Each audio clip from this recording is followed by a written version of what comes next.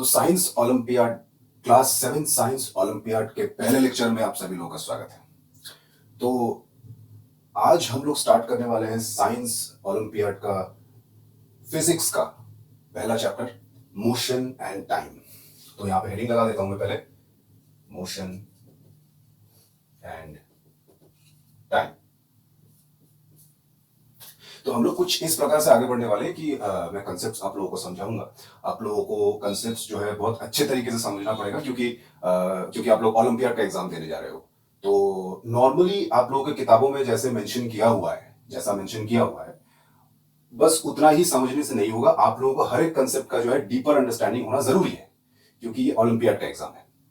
और class 7th का जो ओलंपियाड का एग्जाम होता है उसमें जो क्वेश्चंस वगैरह आते हैं, साइंस की हो गई और मैथ्स का हो गया, तो वो क्वेश्चंस आप लोगों ने देखा होगा। आप लोगों ने ओलंपियाड का एग्जाम जिन लोगों ने दिया है उन लोगों को पता होगा कि ये क्वेश्चंस जो है कितनी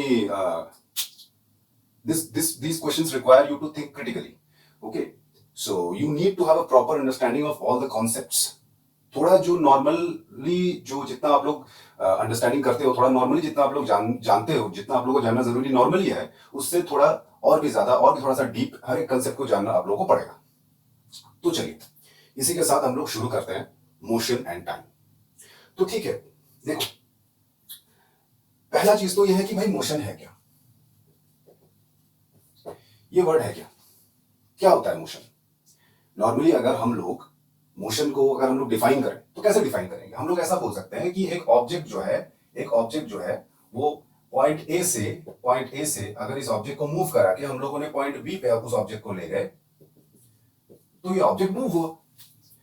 तो यहां से हम लोग ये बोल सकते हैं कि the object was in motion. जैसे आप लोग बाहर निकलते हो तो आप लोग देखते हो रास्ते में जो गाड़ियां हैं वो मूव कर रही हैं, या गाड़ियां या कुछ भी हो, पेड़ के जो पत्ते हैं जो हवा में वो मूव कर रहे हैं, तो हम लोग उसको बोल देते हैं कि वो मोशन है, इट इज इन मोशन। और समथिंग जो जहां पे अगर मान लो सामने आप गए और मान लो कोई गाड़ी है जो खड़ी है, जो मूव कर नहीं रही है, वो बंद है वहां पे, वो खड़ी है, तो हम लोग तब उसको बोलते हैं कि इट इज एट रेस्ट, वो रेस्ट पे है। तो बेसिकली ये मोशन और ये रेस्ट इन दोनों का कंसेप्ट है क्या भाई।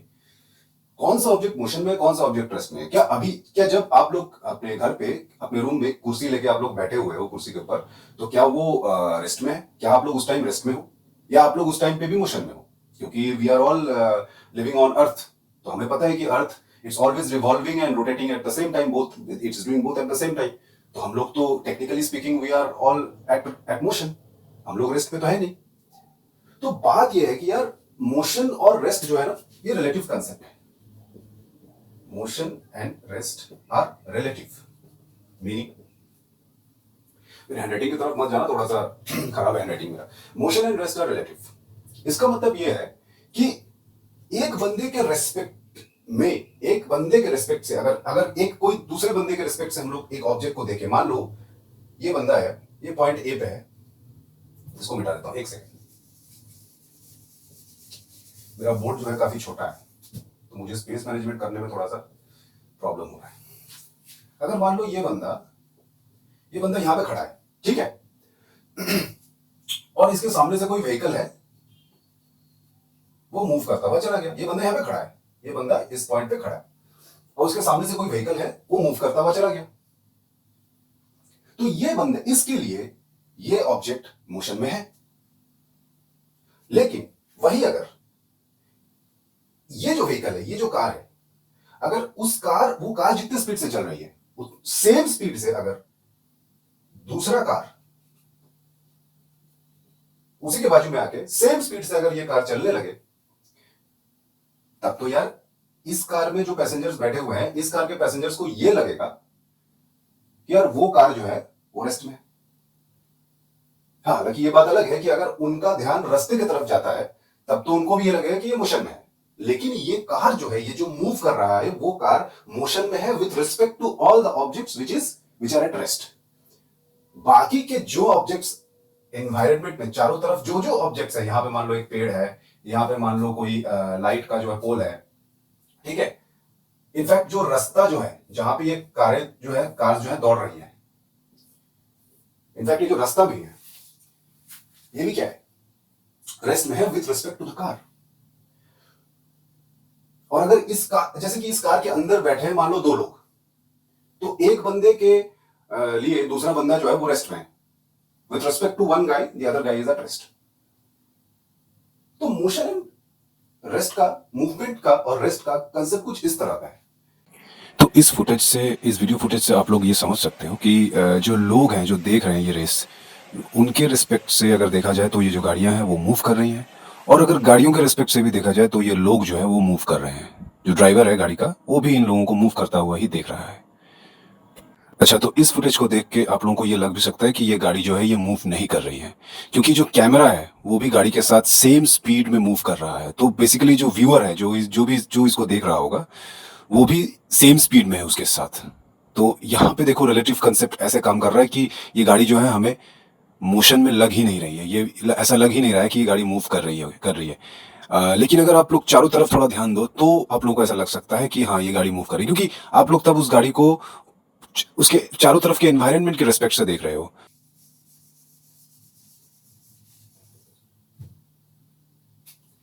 चलो अब नेक्स्ट कंसेप्ट पे आते हैं, slow and fast motion. Slow and fast motion, भाई कौन स्लो है और कौन फास्ट है? अब रास्ते में जो गाड़ियां चलती है बहुत स्पीड से, जो बाइक्स चलाते हैं सब लड़के, तो उसे हम लोग फास्ट कहते हैं। बुलेट ट्रेन चलती है बहुत फास्ट, 400 किलोमीटर पर आवर के स्पीड से। अब बात यह है कि ये स्लो एंड फास्ट ये भी एक रिलेटिव कंसेप्ट है। कौन स्लो है कौन फास्ट है? मान लेते हैं कि एक कार, ये क्या बना दिया मैंने, मान लेते हैं एक कार है, वो चल रही है 50 किलोमीटर पर आवर के स्पीड से। अच्छा, शायद स्पीड का कंसेप्ट आप लोगों को थोड़ा बहुत मालूम होगा, तो मैं फिर वापस स्पीड का कंसेप्ट में स्पीड को भी अच्छे से समझाऊंगा। लेकिन अभी थोड़ा देख लेते हैं कि मान लो ये कार जो है ये इस तरफ जा रही है 50 किलोमीटर पर आवर के स्पीड से। ठीक है, बहुत अच्छी बात है। और यहां पे कोई एक साइकिल है, ठीक है, या मान लो दूसरा कोई कार है जो जा रही है उस तरफ 10 किलोमीटर पर आवर के स्पीड से, वो स्लो चल रही है। अब इस कार के लिए वो कार, इस कार के रेस्पेक्ट में, with respect to this car, that car is moving fast.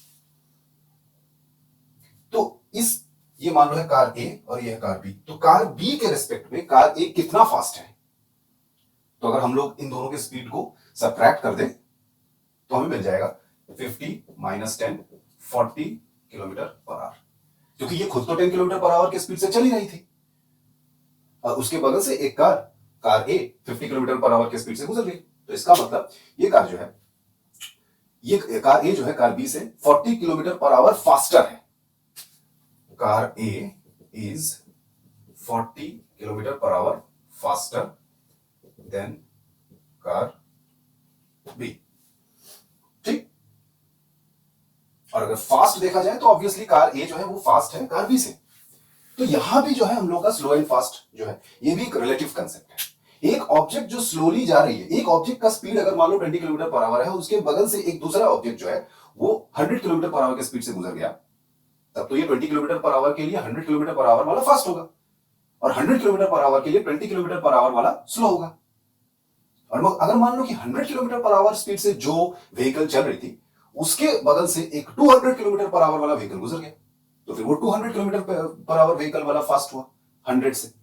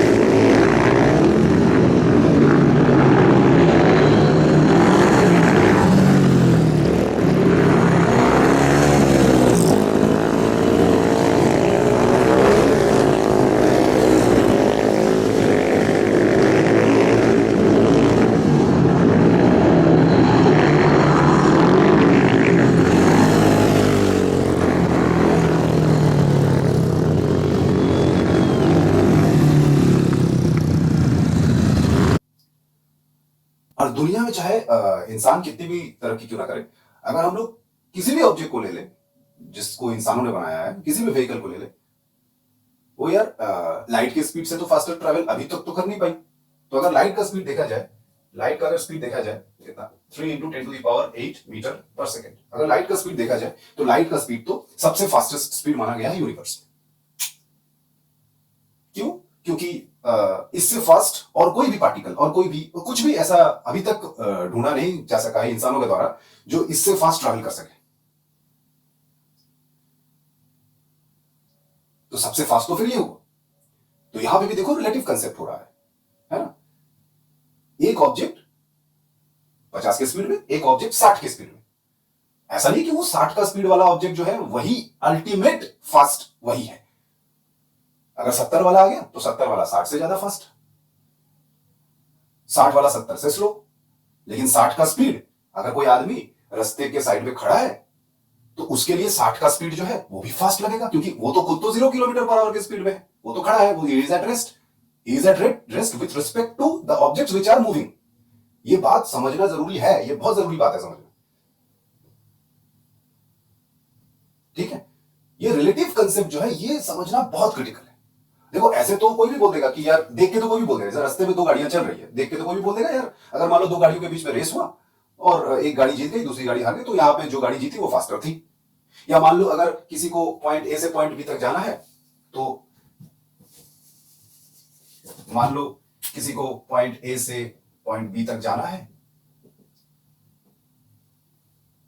और एक ऑब्जेक्ट जो है, ऑब्जेक्ट्स के लिए मैं ऐसा ब्लॉक्स बना दूंगा, ठीक है, बार बार कार और ये सब बनाना दिक्कत की बात है। ठीक, तो अगर मान लो ये ऑब्जेक्ट पॉइंट ए से पॉइंट बी तक का डिस्टेंस तय करता है 5 सेकंड्स में और ये ऑब्जेक्ट पॉइंट ए से पॉइंट बी का डिस्टेंस तय करता है 2 सेकंड में, तो ऑब्वियसली बात है कि यहाँ पे हम लोग टाइम देख के भी अंदाजा लगा सकते हैं कि फास्टर कौन था। फास्टर ये वाला ऑब्जेक्ट था क्योंकि उसे समय कम लगा सेम डिस्टेंस ट्रेवल करने के लिए। तो यहीं से हम लोग का स्पीड का कंसेप्ट भी आ जाता है। तो स्पीड क्या होता है? Speed is equal to distance travelled upon time taken. याद रहे यहां पे एवरेज स्पीड की बात की जा रही है, तो यहां पे मैं एवीजी लगा देता हूं और यहां पे इंस्टेंटेनियस स्पीड की बात नहीं की जा रही है। तो देखो दो कंसेप्ट, यहां से एक और कंसेप्ट आता है इंस्टेंटेनियस स्पीड का, ठीक है। तो एक होता है एवरेज स्पीड, जिसका फॉर्मूला ये तो नहीं है, इसके सामने बस टोटल लगा देना है, total distance travelled by total time taken. अब ये टोटल क्यों लग रहा है, इसका भी आगे हम लोग देखेंगे एक्सप्लेनेशन, ठीक है।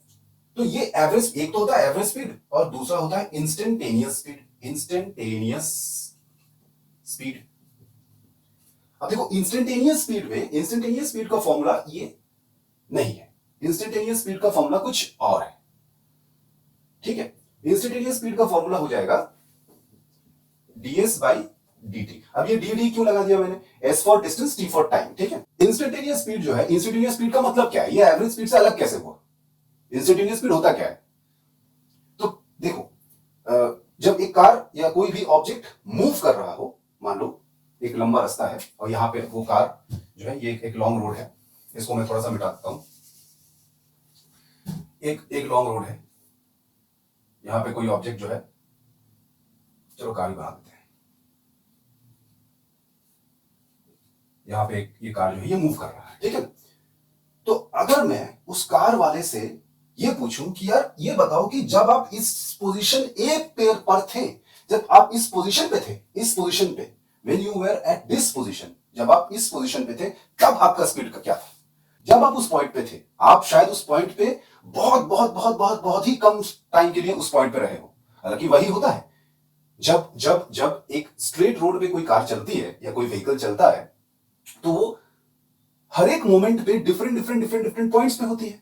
हम लोग उसे इमेजिन कर सकते हैं, क्योंकि देखो एक स्ट्रेट लाइन पे चल रही है ना वो ऑब्जेक्ट, तो ऐसे एक लाइन पे चल रही है, ऐसा मान लेते हैं, लिनियर मोशन है, तो एक स्ट्रेट लाइन पे चल रही है।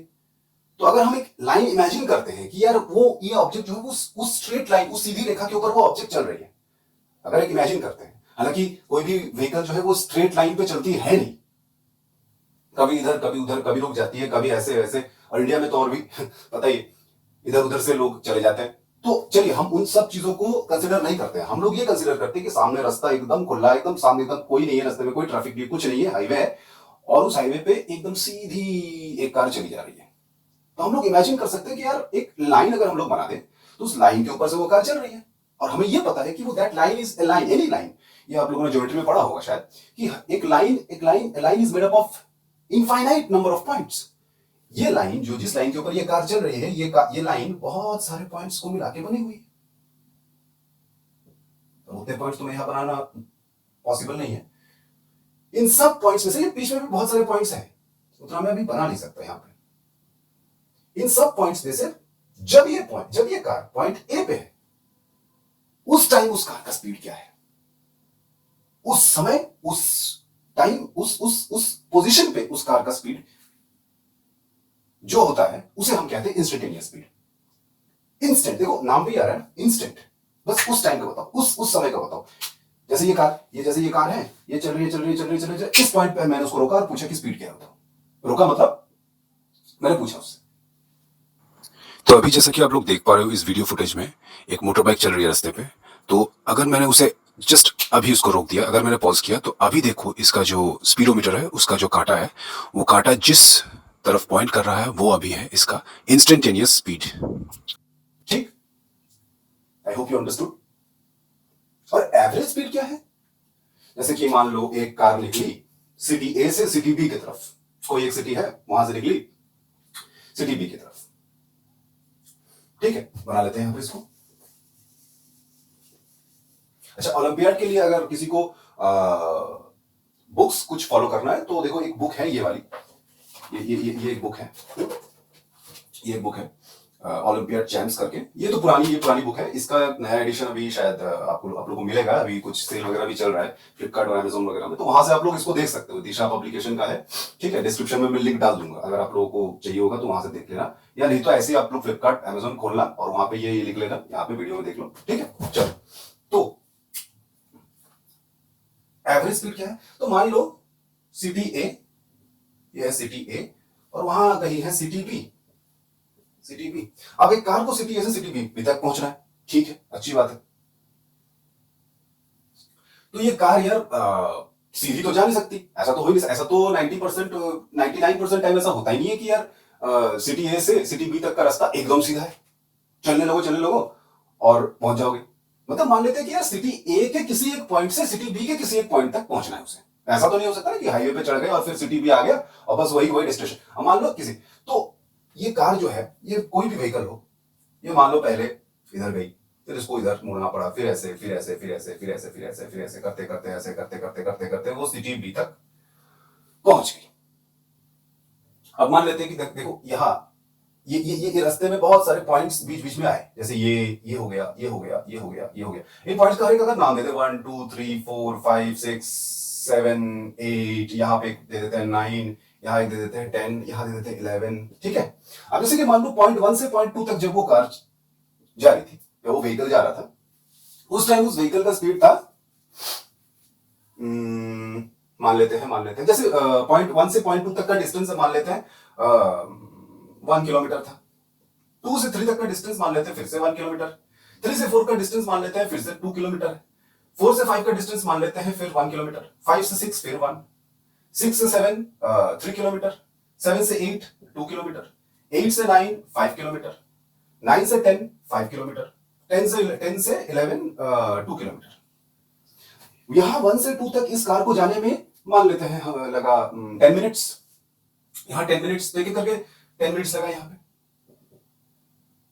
यहां मिनट्स को आवर्स में कन्वर्ट करना पड़ेगा, क्योंकि स्पीड का जो है, फिजिक्स में हमें पता है कि स्पीड का जो यूनिट है वो किलोमीटर पर आवर में होता है, और वेलोसिटी नाम का एक दूसरा कंसेप्ट है, वो मैं इसके बाद में बताऊंगा, उसका जो यूनिट होता है वो मीटर पर सेकंड में होता है, ठीक है। तो यहां से 1 से 2 10 मिनट्स, फिर मान लो 10 मिनट्स, फिर मान लो 2 किलोमीटर का 20 मिनट्स लगा, फिर 4 से 5 5 मिनट्स लगा मान लो, फिर यहां 5 से 6 1 किलोमीटर, हालांकि डिस्टेंस था लेकिन फिर भी 5 मिनट्स लगा, ठीक है। यहां 3 किलोमीटर डिस्टेंस था, फिर भी 5 मिनट्स में पहुंच गया, क्योंकि रास्ता जो है 6.6 से 0.7 तक का रास्ता जो है वो एकदम स्मूथ था और वहां पे ट्रैफिक कोई था ही नहीं।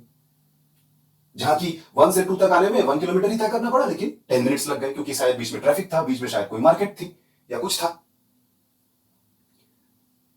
अब यही होता है एवरेज स्पीड और इंस्टेंटेनियस स्पीड में अंतर। जो एवरेज स्पीड है ना, उसमें हमें हर दो पॉइंट्स के बीच का डिस्टेंस और उस डिस्टेंस को कितने समय में तय किया गया वो हमें देखना पड़ता है। इसी कारण से एवरेज स्पीड के फॉर्मूले में total distance upon total time हम लोगों ने लिया था। टोटल इसीलिए लिया था कि यार ये तो देखो यार, डिस्टेंस उसने टोटल तय कितना किया यार, सिटी ए से सिटी बी का डायरेक्ट जो डिस्टेंस है वो तो डिस्प्लेसमेंट हुआ। हाँ, ये तो हमें पता है कि फाइनली हम यही कहेंगे कि वो व्हीकल सिटी ए से सिटी बी तक को अगर एक स्ट्रेट लाइन से हम लोग ज्वाइन कर दें तो उस स्ट्रेट लाइन का जो लेंथ होगा उतना ही वो व्हीकल डिस्प्लेस हुआ है।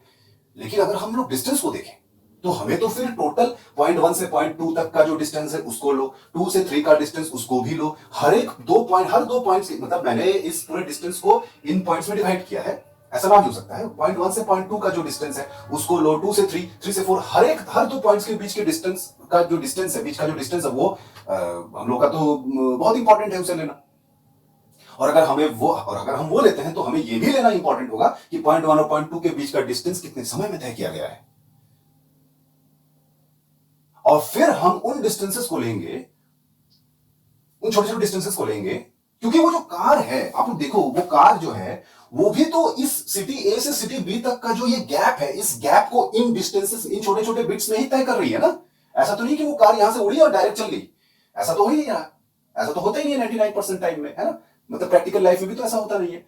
कभी ऐसे थोड़ा, फिर ऐसे, फिर ऐसे करके ये कारें चलती हैं, या कोई भी व्हीकल हो वैसे करके चलता है ना। ट्रेन तो सीधी चलती है, लेकिन ट्रेन का अलग से ट्रैक होता है। लेकिन फिर भी अगर आप लोगों ने नोटिस किया होगा कभी ना कभी ट्रेन में, जब तो सभी लोग चढ़े हो तो कभी कभी ऐसा नोटिस किया होगा कि ट्रेन की ट्रैक्स जो है वो भी ऐसे करके, ऐसे ट्रेन का जो ट्रैक होता है ना वो भी कभी कभी ऐसे बेंड होता है, ऐसे, है ना। क्योंकि मान लो कुछ मतलब जो लैंड पैटर्न है वहां का वो वैसा है कि ट्रैक को ऐसे घुमा के बनाना पड़ा होगा वहां पे, ठीक है। तो जैसा कि यहां पे हम लोग देख रहे हैं, तो 1 किलोमीटर हर एक दो पॉइंट्स के बीच के डिस्टेंस को हम लोग क्या करेंगे, जोड़ देंगे, और टोटल डिस्टेंस ऊपर बिठा देंगे, और नीचे हर एक दो पॉइंट्स के बीच का डिस्टेंस कितने समय में तय किया गया है उन समय को भी लेंगे, उन टाइम्स को भी लेंगे और उनको भी जोड़ देंगे और उसको नीचे बिठाएंगे, और फिर हम डिवाइड करके एवरेज स्पीड निकालेंगे। तो जैसे कि सिटी ए से कार निकली, सिटी बी तक पहुंची, और सिटी बी में किसी ने उस कार से पूछा यार आपका स्पीड कितना था, तो वो कार वाला क्या जवाब देगा उसको कि मेरा स्पीड 50 किलोमीटर पर आवर था, 100 किलोमीटर पर आवर था, 70 था, 80 था, क्या था। तो एक पर्टिकुलर वो बोल नहीं सकेगा, ऐसा पॉसिबल नहीं है कि यार ऐसा बोल दे कि यार 60 था, क्योंकि 60 था तब तो यार वो ये बोल रहा है कि मेरा सिटी ए से सिटी बी तक हर एक समय मैंने 60 ही रखा अपना स्पीड, ये तो पॉसिबल नहीं है। तब उसे आंसर ऐसा देना पड़ेगा कि यार मैं एवरेज स्पीड, मेरा जो एवरेज स्पीड है वो मेरा 60 था। अगर देखो, अगर हम ये कहते हैं कि स्पीड जो है वो 60 है, अगर हम ये कहते हैं कि स्पीड जो है वो 60 है, एब्सोल्युटली 60 है, ठीक है ना, तो इसका मतलब हम लोग ये कह रहे हैं कि हमारे एक जगह से दूसरी जगह तक जाने में मेरा जो स्पीड था वो हमेशा 60 था। अगर हम लोग ये कहते हैं कि एवरेज स्पीड जो है वो 60 था, वो 60 किलोमीटर पर आवर था, now this makes sense, this does not make any sense. Average speed के 60 होने का मतलब क्या होता है कि यार कभी 60, कभी 65, कभी थोड़ा 66 भी गया हो, कभी 70 भी गया हो, कभी 50, कभी 45, कभी 52, कभी रुक गया हो कार, कभी सामने रेड सिग्नल हो रुक गई कार। तो वेरिएबल टाइप के स्पीड्स उस कार के थे। कोई एक पर्टिकुलर स्पीड बोलना संभव नहीं होता है प्रैक्टिकल लाइफ में। चलो अगला कंसेप्ट देखते हैं। तो चलो अपना अगला कंसेप्ट है डिस्टेंस और डिस्प्लेसमेंट। ये बहुत बड़ा इजी कंसेप्ट है। तो पहले डिस्टेंस को समझ लेते हैं, डिस्प्लेसमेंट समझेंगे फिर। जैसे कि मान लो पॉइंट ए से पॉइंट बी तक तुम्हें जाना है, ठीक है। अब पॉइंट ए से पॉइंट बी के बीच में है एक बहुत बड़ा खाई। पॉइंट ए से पॉइंट बी के बीच में एक बहुत बड़ा ऑब्स्टेकल है, कुछ है ऑब्स्टेकल, मतलब तुम डायरेक्ट जा नहीं सकते। तो ऑब्वियस सी बात है यार, तुम इधर गए, यहां से तुमने फिर ये टर्न लिया, इधर से तुमने यहां गए, यहां से इधर गए, यहां से ऐसे गोल घूम के तुम पॉइंट बी तक गए। तो ये जो पाथ है, ये जो तुमने तय किया पॉइंट ए से पॉइंट बी तक जाने में, इस पाथ का जो लेंथ है वो लेंथ है डिस्टेंस। इस पाथ का जो एक्चुअल लेंथ जितना तुमने तय किया। अब यार कोई टेप लेके मेजर करने जा तो नहीं सकता वहां पे। तो कोई एक डिवाइस शायद तुमने अपने व्हीकल में लगा रखा हो, जिसे हम लोग ओडोमीटर भी कहते हैं।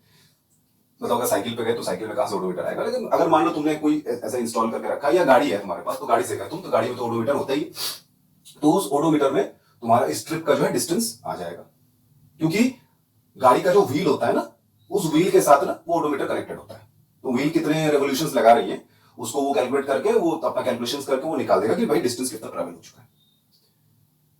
ठीक है, तो वहां पे तुम्हें दिख जाएगा कि यार, लेकिन अगर हम लोग यहीं पे पॉइंट ए से पॉइंट बी तक का, अगर पॉइंट ए से पॉइंट बी तक एक स्ट्रेट लाइन बनाते, अभी मैं डॉटेड लाइन बना रहा हूं, पॉइंट ए से पॉइंट बी अगर एक स्ट्रेट लाइन मैंने बनाया, तो इस स्ट्रेट लाइन का जो लेंथ है उसे हम कहेंगे डिस्प्लेसमेंट, इस स्ट्रेट लाइन के लेंथ को कहेंगे हम लोग डिस्प्लेसमेंट। इसलिए कभी कभी बोला भी जाता है कि displacement is the shortest distance travelled between two points, लेकिन ये जो डेफिनेशन है थोड़ा सा मुझे मतलब अजीब किस्म का लगता है। हम लोग ये बता सकते हैं कि यार if we join two points with a straight line, if we join two points with a straight line, then the length of the line will be the displacement. Okay? Displacement और डिस्टेंस में ये देखा जाता है कि यार point A से point B तक कोई ऑब्जेक्ट गया तो वो उस ऑब्जेक्ट ने टोटल पाथ कितना, उसने कितना कवर किया, ठीक है ना। और डिस्प्लेसमेंट में हमें उस चीज से कोई मतलब नहीं है कि उस ऑब्जेक्ट ने कितना पाथ कवर किया, हमें सिर्फ इनिशियल और फाइनल पोजीशन से मतलब है, ठीक है ना, कि इनिशियल पोजीशन यहां पे था, फाइनल पोजीशन अब यहां पे है, तो उन दोनों पोजीशन के बीच का डायरेक्ट जो डिस्टेंस है, डायरेक्ट जो लेंथ है, डायरेक्ट जो पाथ है, उसका लेंथ बता दीजिए। उसका लेंथ बता देंगे तो आपने हमें डिस्प्लेसमेंट का इंफॉर्मेशन दे दिया कि यार ये व्हीकल जो है उसने फॉलो तो किया है, ये वाला ऐसे ऐसे ये फॉलो तो किया है उसने,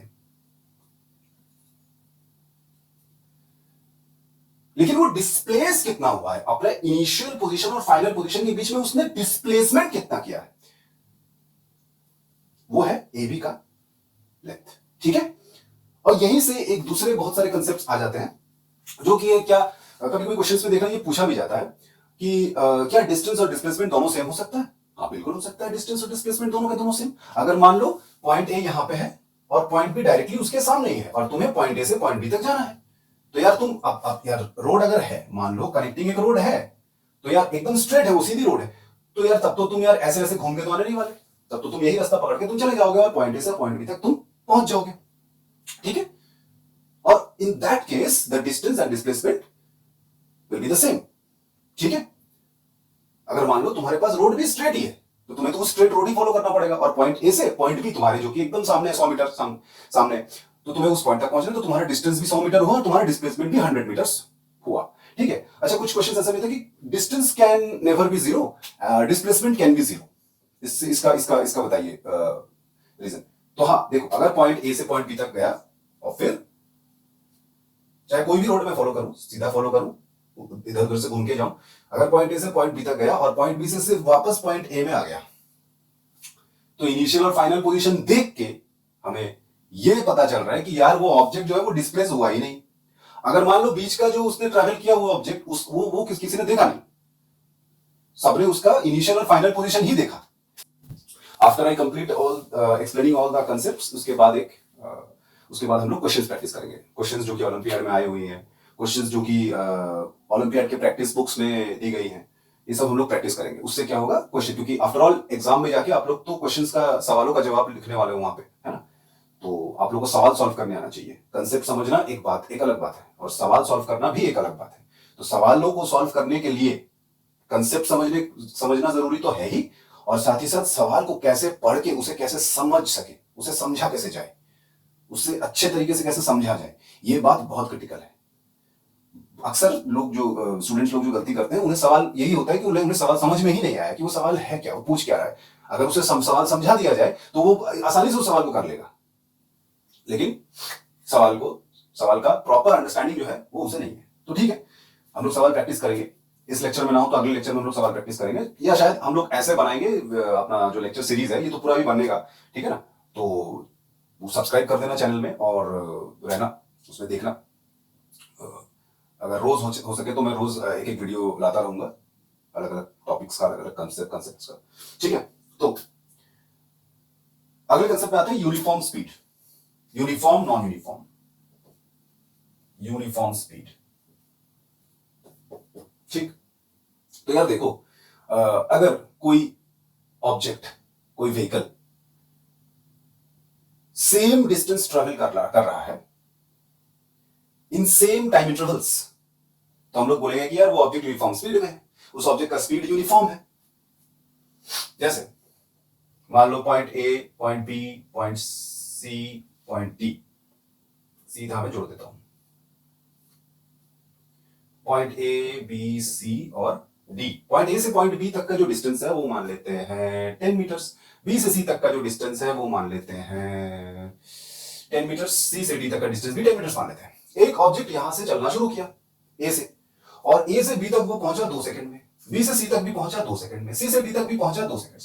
तो ये इक्वल डिस्टेंसेस ट्रैवल कर रहा है इक्वल टाइम इंटरवल्स में। ये डिस्टेंस हो गया, एस से रिप्रेजेंट कर लो या डी से रिप्रेजेंट कर लो, चलेगा अभी। और ये टाइम हो गया, ठीक है, ठीक है। तो देखो इक्वल डिस्टेंस ट्रैवल कर रहा है इक्वल टाइम इंटरवल्स में, तो हम लोग सीधा कह सकते हैं कि ये ऑब्जेक्ट जो है ये यूनिफॉर्म स्पीड में चल रहा है। और इसका स्पीड कितना होगा? तो स्पीड सभी को पता है, speed is equal to distance by time. हालांकि यहां पे किलोमीटर, डिस्टेंस को किलोमीटर और टाइम को आवर में चेंज करना बहुत जरूरी है, लेकिन चलो अभी कर लेते हैं। 10/2 जो होगा 5 मीटर पर सेकेंड, इतने स्पीड से, ये वेलोसिटी का यूनिट है, मेरे को चेंज कर लेना चाहिए था। तो 5 मीटर पर सेकेंड, ठीक है ना।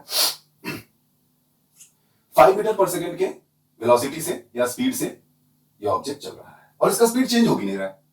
ये 5 मीटर पर सेकेंड के स्पीड से चल रहा है, तो 5 मीटर पर सेकेंड के स्पीड से ही चल रहा है ये ऑब्जेक्ट। इसका स्पीड 6 या 5.5 या 10 या कुछ ऐसा कुछ भी नहीं हो रहा है। और अगर नॉन यूनिफॉर्म स्पीड को देखा जाए तो नॉन यूनिफॉर्म स्पीड में ऑब्जेक्ट ए से बी तक जाने में, 10 मीटर तय करने में मान लो पहले उसे 2 सेकंड लगा, मान लो नॉन यूनिफॉर्म स्पीड। इसको मिटा देते हैं, फिर से बना देते हैं एक लाइन, ये ए, बी, सी और डी, नॉन यूनिफॉर्म, ठीक है। तो ए से बी 10 मीटर 10 मीटर 10 मीटर, ए से बी जाने में उसे टाइम लगा 2 सेकंड, बी से सी जाने में टाइम लगा 1 सेकंड, सी से डी जाने में टाइम लगा 5 सेकंड। तो यार अब तो यार इसको देख के कोई भी बता देगा कि यार ये नॉन यूनिफॉर्म स्पीड में चल रहा है, उसका स्पीड जो है वो यूनिफॉर्म नहीं है, उसका स्पीड जो है वो सेम नहीं है। यहां पे स्पीड अगर कैलकुलेट किया जाए तो यहां स्पीड निकलेगा 10/2 जो कि निकलेगा 5, ठीक है। यहां अगर स्पीड कैलकुलेट किया जाए तो यहां निकलेगा 10/1 जो कि निकलेगा 10 metre per second, 5 metre per second. और यहां पे speed is equal to 10/5 2 metre per second, 2 metre per second speed निकल गया। ये क्या हो रहा है? इसका जो स्पीड है वो चेंज हो रहा है, पहले 5 मीटर पर सेकंड, फिर 10 मीटर पर सेकंड, फिर 2 मीटर पर सेकंड। तो ऐसे टाइप की स्पीड को हम लोग बोलते हैं कि नॉन यूनिफॉर्म स्पीड। अच्छा, एक और कंडीशन है जहां पे भी स्पीड जो है, स्पीड नहीं होता है, वेलोसिटी जो होता है। चलो वेलोसिटी का कांसेप्ट पहले मैं बता देता हूं तुम लोग, उसके बाद पढ़ लेंगे वेलोसिटी। तो यार देखो सिंपली फिजिक्स में स्पीड जो है वो स्केलर क्वांटिटी है। Speed only tells us about how fast the object is moving at any given moment. मान लो अभी हम लोगों ने अगर कार का हम लोग स्पीडोमीटर देखते हैं, हम लोग मान लो बाइक चला रहे हैं, तो बाइक का जो स्पीडोमीटर है वहां पे हमारी नजर गई और हमने देखा यार 60 किलोमीटर पर आवर। तो इसका मतलब यह है कि बाइक जो है वो 60 किलोमीटर पर आवर के स्पीड से उस समय उतनी गति से, उतनी स्पीड से वो चल रही है। वो किस तरफ जा रही है वो मैटर नहीं कर रहा है। लेकिन जब वेलोसिटी का बात आता है, velocity is not a scalar quantity, it is a vector quantity. और वेक्टर क्वांटिटी और स्केलर क्वांटिटीज क्या होती है? क्वांटिटीज तो पता ही होगा, फिजिकल क्वांटिटीज, मास हो गया, डेंसिटी हो गया, वॉल्यूम हो गया, ठीक है ना, ये सब, वेट हो गया, तो ये सब। तो फिजिकल क्वांटिटीज दो तरह की, स्केलर, फिर वेक्टर। एक और क्वांटिटी होता है उसे टेंसर कहा जाता है, तो उतना अभी जानना नहीं है आप लोगों को। स्केलर क्वांटिटी और वेक्टर क्वांटिटी। स्केलर क्वांटिटी उन सब फिजिकल क्वांटिटीज को कहा जाता है जिसका सिर्फ मैग्नीट्यूड होता है, only magnitude, only magnitude, only magnitude मतलब only a numerical, only a sorry, जिसका मतलब only a numerical value and the unit, ठीक है। जिसके डायरेक्शन से हमको कोई लेना देना नहीं है, उसको डायरेक्शन होता ही नहीं है, ठीक है। जैसे किसी भी ऑब्जेक्ट का मास को कैसे डिफाइन किया जाता है? The amount of matter contained in a molecule, the amount of matter contained in an object, है ना। और उसके अंदर कितना मैटर है, मतलब उसके अंदर कितने एटम्स एंड मॉलिक्यूल्स कितने सारे हैं, क्या है, वो होता है उसका मास। तो फिर उसका कोई डायरेक्शन थोड़ी ना होगा। वैसे ही स्पीड, अगर एक ऑब्जेक्ट का स्पीड 50 किलोमीटर पर आवर है तो यार उस टाइम पे वो 50 किलोमीटर पर आवर की स्पीड से भाग रही है, उसका कोई डायरेक्शन जो है वो नहीं है, ठीक है। लेकिन अगर हम लोग ये कहते हैं कि यार वेलोसिटी, किसी भी ऑब्जेक्ट का वेलोसिटी 5 मीटर पर सेकेंड है, तो पहली बात तो ये हो गई कि यार वेलोसिटी का यूनिट जो है वो मीटर पर सेकेंड में है। अब ऐसा क्यों है ये भी बताऊंगा। और जब हम वेलोसिटी के बारे में इंफॉर्मेशन दे रहे हैं तो हमें यह भी इंफॉर्मेशन देना जरूरी है कि वेलोसिटी किस डायरेक्शन में है। वेलोसिटी 5 मीटर पर सेकेंड टुवर्ड्स ईस्ट या वेस्ट या नॉर्थ या साउथ या नॉर्थ ईस्ट नॉर्थ वेस्ट, कुछ भी हो सकता है। 5 मीटर पर सेकेंड टुवर्ड्स दैट डायरेक्शन या टुवर्ड्स दैट डायरेक्शन या टुवर्ड्स दिस डायरेक्शन, किस डायरेक्शन की तरफ। तो डायरेक्शन का इंफॉर्मेशन वेलोसिटी के केस में बहुत ही इंपॉर्टेंट है। Without direction there is no velocity, right. हम लोग कभी कभी ऐसा भी कहते हैं कि यार velocity is nothing but speed with direction. हाँ तो बात सही है, लेकिन स्पीड का जो यूनिट है उसमें मैं थोड़ा सा वो करूंगा कि स्पीड का यूनिट जो है वो किलोमीटर पर आवर में है। अब देखो वेलोसिटी में भी दो वेलोसिटीज यहां भी आ जाता है। एक है एवरेज वेलोसिटी, एक होता है इंस्टेंटेनियस वेलोसिटी। अब इंस्टेंटेनियस वेलोसिटी का मतलब तो यही है, इंस्टेंटेनियस वेलोसिटी। अब average velocity is equal to displacement upon time. तो average velocity is equal to total displacement upon total time. और क्योंकि यहां इंस्टेंटेनियस वेलोसिटी की बात की गई है तो इंस्टेंटेनियस वेलोसिटी का मतलब ये होता है कि उस मोमेंट पे किसी एक छोटे से किसी एक पॉइंट पे उसका किसी एक पोजीशन पे किसी एक लोकेशन पे बहुत ही कम समय के लिए उसका जो वेलोसिटी है वो कितना है, तो वो क्या इंस्टेंटेनियस वेलोसिटी। तो यहां पे हम लोग इसे रिप्रेजेंट करेंगे ds बाई dt, ठीक, ds बाई dt। यहां फिर से डिफरेंशियल कैलकुलस के फॉर्मूले से रिप्रेजेंट किया जाता है। Very small distance displacement divided by very small amount of time, ठीक है। तो उस बारे में हम लोग बाद में चर्चा करेंगे। पहले तो हम लोग यहां पे देख लेते हैं average velocity equals to total displacement upon total time, ठीक है, ठीक, बढ़िया। और यूनिफॉर्म और नॉन यूनिफॉर्म स्पीड का मतलब भी शायद आप लोगों को समझ में आ गया होगा, ठीक है ना। चलो, लेक्चर्स को, हर एक लेक्चर को देखने के बाद जो आपको डाउट्स होगा आप लोगों को कमेंट में जरूर बताओ, ठीक है, जरूर बताओ। ऐसा कोई पोर्शन अगर लेक्चर का हो जो पोर्शन जहां आप लोग को लेक्चर में कोई एक चीज मैंने एक्सप्लेन किया हो जो आप लोग को समझ में नहीं आया, वो आप लोग जरूर मेंशन करो, क्योंकि मैं ये नहीं चाहता कि यार आप लोग को समझ में ना आए, ठीक है ना। आप लोग को सब कुछ समझ में आए, आप लोग कंसेप्ट आप लोग को अच्छे से समझ में आए और आप लोग क्वेश्चंस प्रैक्टिस करो। तो आप लोग को बताना भी ये जरूरी है। मैं अपनी तरफ से 100% देके मैं ट्राई करने वाला हूं कि आप लोग, मैं ये इंश्योर करूंगा कि आप लोगों को समझ में आए हर एक कंसेप्ट। लेकिन फिर भी अगर थोड़ा सा भूल चुक हो जाता है मेरे से, थोड़ा ऐसा कुछ हो जाता है जिससे कि आप लोगों को एक टॉपिक, कोई भी टॉपिक हो जो समझ में आप लोगों को ना आया हो, तो आप लोग उसमें क्या करना है, आप लोग को कमेंट जरूर करना है, ठीक है ना। कि ये वाला टॉपिक कुछ है जो फिर से समझाना पड़े जिसे, तो मैं वो फिर से समझा दूंगा आप लोगों को, ठीक है। और मेल आईडी भी दिया होगा, आप लोग मेल भी कर सकते हो वहां पे आप लोग के डाउट्स को लेकर, ठीक है ना। तो चलिए अगला कंसेप्ट लेते हैं। अगला कंसेप्ट हम लोग है ग्राफ का, ठीक है ना। तो ग्राफ का प्रॉपर अंडरस्टैंडिंग होना बहुत जरूरी है, बहुत। तो देखो, डिस्टेंस टाइम ग्राफ,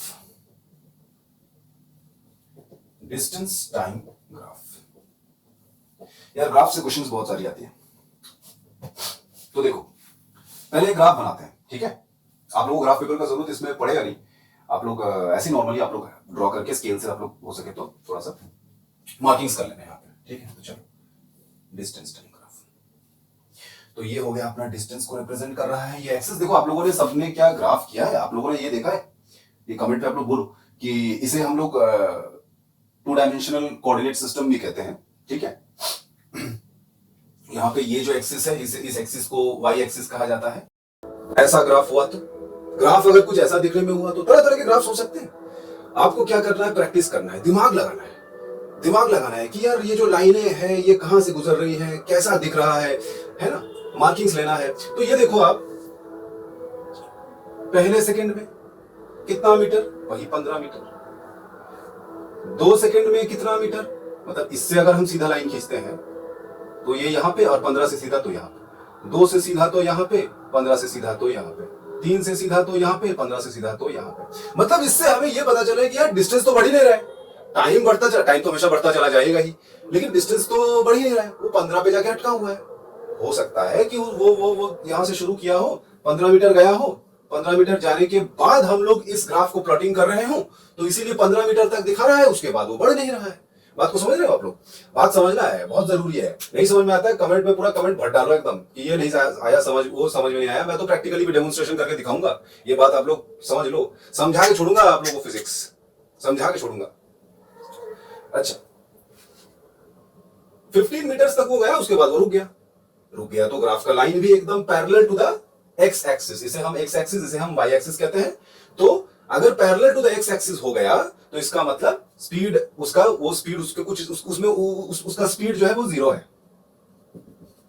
उसका स्पीड जो वो 0 है, वो मूविंग ही नहीं कर रहा है। वो 15 मीटर मूव करने के बाद, वो 15 मीटर मूव तो किया, लेकिन उसका उतना हम लोग अभी इस ग्राफ में उतना नहीं दिख रहा है, 15 से दिख रहा है, 15 के बाद से दिख रहा है। ठीक, ओके, ये समझ में आया। और किस तरह का ग्राफ हो सकता है? एक और कर लेते हैं, एक और ये वाला कर लेते हैं, एक और ये वाला कर लेते हैं। ऐसे अगर डिस्टेंस टाइम ग्राफ ऐसा रहा तो इसका मतलब ये होता है, इसका मतलब ये होता है कि जो स्पीड है, इसमें जो स्पीड है वो बढ़ तो रहा है, लेकिन यूनिफॉर्मली इसका स्पीड बढ़ नहीं रहा है। स्पीड बिल्कुल बढ़ रहा है। यहां पे फिर से प्लॉटिंग करते हैं, यहां पे देख लो, आ जाओ। गाने बड़े चल रहे हैं हमारे यहाँ पे, पूजा का माहौल है इसीलिए। 1 2 3 4 5 6 7 8, ये सेकंड में, ये फिर से मीटर में, 5 10, इसको थोड़ा कम लेते हैं, चलो 2 2 करके ले लेते हैं। 2 4 6 8 10 12 14 16, ठीक है, ओके। 1 से हमने सीधा खींचा, 2 से हमने सीधा यहाँ खींचा, इधर 2 से हमने सीधा खींचा, इधर यहाँ हमने खींचा, इधर देखो 3 से हमने खींचा, यहाँ 6 के थोड़े नीचे से थोड़ा हमने खींच दिया, चलो कोई नहीं। 4 से खींचा, यहाँ से खींच दिया। यहाँ पे देखो,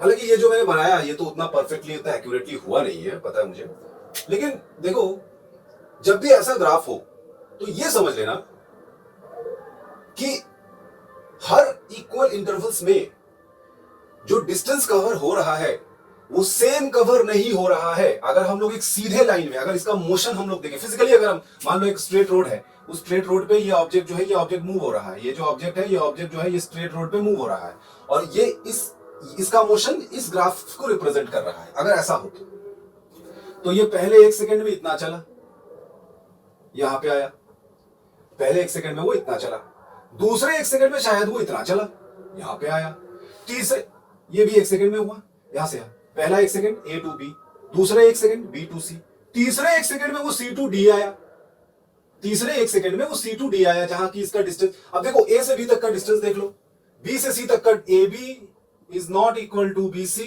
is not equal to CD। ये AB BC CD तीनों के तीनों डिस्टेंसेस अलग अलग हैं। पहला 1 सेकंड में उसने AB डिस्टेंस ट्रेवल किया, ठीक है, दूसरे 1 सेकंड में उसने BC डिस्टेंस ट्रेवल किया, जो कि AB से बड़ा है, AB से ज्यादा है।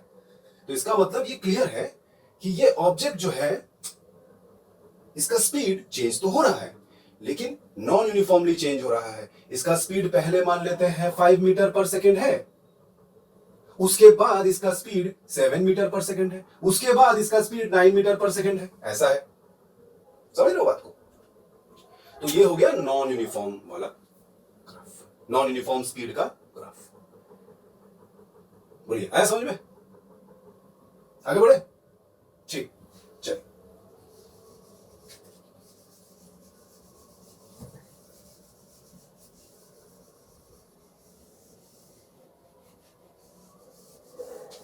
चलिए अब स्पीड टाइम ग्राफ में आ जाते हैं। आ जाओ, स्पीड टाइम ग्राफ में आ जाते हैं।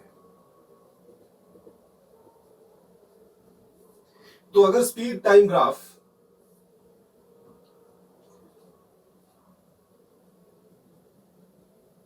अगर स्पीड, छी,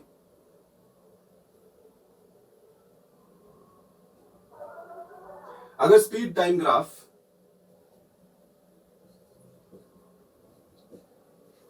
स्पीड को ले लेते हैं किलोमीटर पर आवर में, चलो इसको आवर में ले लेते हैं। अगर स्पीड टाइम ग्राफ ऐसा हुआ तो इसका मतलब क्या है? इसका मतलब है यूनिफॉर्म स्पीड। इसका मतलब है यूनिफॉर्म स्पीड। अगर स्पीड टाइम ग्राफ ऐसा है तो स्पीड टाइम ग्राफ, चलो इसको अभी तुम लोग समझ जाओगे। अगर स्पीड टाइम ग्राफ ऐसा है तो स्पीड के बारे में हम इससे क्या कंक्लूजन निकाल सकते हैं?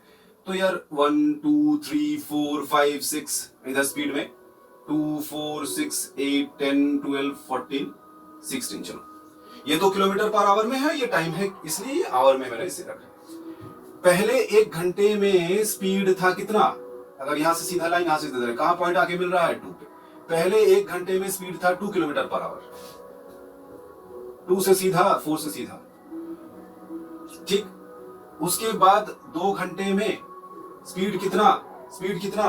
4 किलोमीटर पर आवर। 2 घंटे बाद स्पीड कितना? 4 किलोमीटर पर आवर। तो हमें दिख रहा है कि स्पीड जो है ये चेंज हो रहा है। यहाँ पे स्पीड जो है ये चेंज होता जा रहा है। 2 2 करके स्पीड क्या है? +2 करके स्पीड बढ़ रहा है। पहला 1 घंटा स्पीड 2, फिर से 1 घंटा गुजरा स्पीड हो गया 4, है ना। फिर 1 घंटा गुजरने के बाद स्पीड हो जाएगा 6। मतलब स्पीड इज चेंजिंग। 3 घंटे बाद स्पीड हो गया 6 किलोमीटर पर आवर। इससे हमें यह पता चल रहा है non uniform speed. Non uniform speed. Speed is changing. Speed is changing. Speed is changing. और ग्राफ क्योंकि ऊपर की तरफ है ग्राफ क्योंकि ऊपर की तरफ है तो हम लोग ये भी बताएंगे speed is increasing. Increasing at what? Increasing at a constant rate. ये भी पता होना जरूरी है। इस कांस्टेंट रेट का क्या मतलब हुआ? मतलब स्पीड बढ़ रहा है। तो आप लोग देखो अच्छे से, हर एक घंटे में स्पीड कितना बढ़ा? 2 बढ़ा। फिर 1 घंटे में स्पीड कितना बढ़ा? फिर से 2 बढ़ा। देख रहे हो, ये समझने वाली बातें हैं। यही तो ग्राफ में समझना है। इन्हीं चीजों को तो ग्राफ में ध्यान देना है। बस सवाल तो अगर आप लोग का कंसेप्ट क्लियर हो जाए तो ग्राफ रिलेटेड कोई भी सवाल आप लोग आराम से कर लोगे। कोई बड़ी बात नहीं है, कोई झंझट नहीं इसमें, है ना। तो समझना है यहाँ पे सीधी लाइन मतलब पहला तो नॉन यूनिफॉर्म स्पीड तो यार चेंज होना है। इसका मतलब स्पीड इंक्रीज हो रहा है और कांस्टेंट रेट पे इंक्रीज हो रहा है। इसका मतलब यह है कि स्पीड जो है हर 1 घंटे के बाद स्पीड जो है सेम, मतलब स्पीड बढ़ तो रहा है लेकिन कितना करके बढ़ रहा है? वो अमाउंट भी सेम है, 2 करके बढ़ रहा है। पहले 1 था, अभी 3, फिर 5, फिर 7, फिर 9, फिर 10, फिर 11, ऐसा। आई होप कि आप लोगों को सब समझ में आ रहा है। आप लोगों को समझ में आए, मैं ये चाहता हूं। पहली बात तो ये है, उसके बाद फिर दूसरी बात है। चलो, आया समझ में? ठीक है, स्पीड इज इंक्रीजिंग। और स्पीड अगर इंक्रीज होता है तो देयर इज सम एक्सेलरेशन। ये जो कांस्टेंट रेट का बात में किया ना, इसी को तो कहते हैं acceleration. The rate of speed, the rate of increase of speed. Speed या वेलोसिटी अगर बढ़ रहा है, तो वो जिस रेट पे बढ़ रहा है उसी को एक्सेलरेशन कहते हैं। और यहां पे अगर स्पीड टाइम ग्राफ ऐसा हुआ, इसका मतलब ऑब्जेक्ट क्या कर रहा है? एक्सेलरेट कर रहा है। सीधा बात है, ऑब्जेक्ट क्या कर रहा है? एक्सेलरेट कर रहा है। ठीक है। चलिए एक और ग्राफ देख लेते हैं।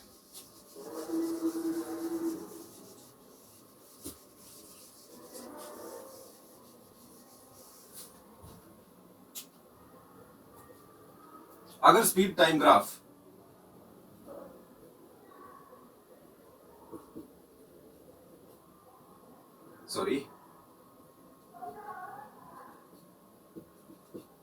अगर स्पीड टाइम ग्राफ ऐसा हुआ,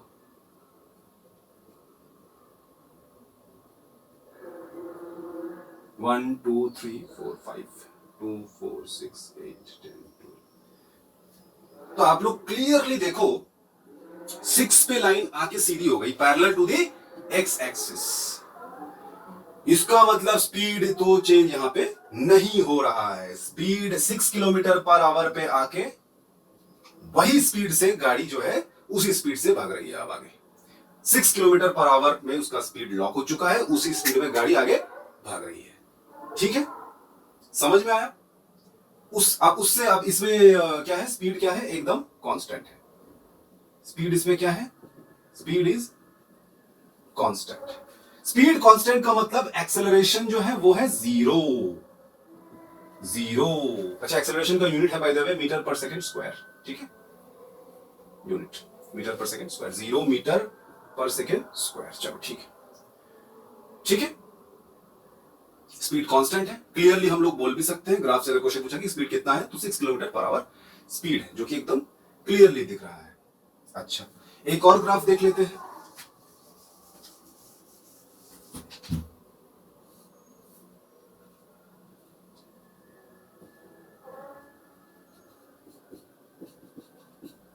अगर ग्राफ ऐसा हुआ तो फिर से वही, अगर स्पीड टाइम का ग्राफ अगर ऐसा टाइप का कर्व होता है तो इसका मतलब यह है कि स्पीड जो है वो इंक्रीज तो बिल्कुल कर रही है, लेकिन पहला चीज यह है कि speed is non uniform. Speed is non uniform. Speed is increasing but not at a constant rate. Constant rate से इंक्रीज नहीं हो रही है, स्पीड इंक्रीज तो हो रही है लेकिन कांस्टेंट रेट से इंक्रीज नहीं हो रही। इसका मतलब यह है कि एक्सेलरेशन, क्योंकि कांस्टेंट रेट को ही तो एक्सेलरेशन कहा जाता है, इसका मतलब यह है कि अगर रेट कांस्टेंट ना हो इसका मतलब acceleration is, so acceleration is not constant. Not को यहां पे लिख देता हूं, not constant, acceleration is not constant. अच्छा, एक ग्राफ ऐसा भी हो सकता है, स्पीड टाइम का और डिस्टेंस टाइम का भी ऐसा भी हो सकता है, ठीक है। अगर ऐसा ग्राफ हुआ तो स्पीड डिक्रीज कर रहा है, स्पीड घट रहा है, not at a constant rate. कभी स्पीड 5, कभी स्पीड 15, फिर 12, फिर 10, फिर 9, फिर 5, ऐसे घट रहा है, ठीक है। इसका है डिक्रीजिंग स्पीड।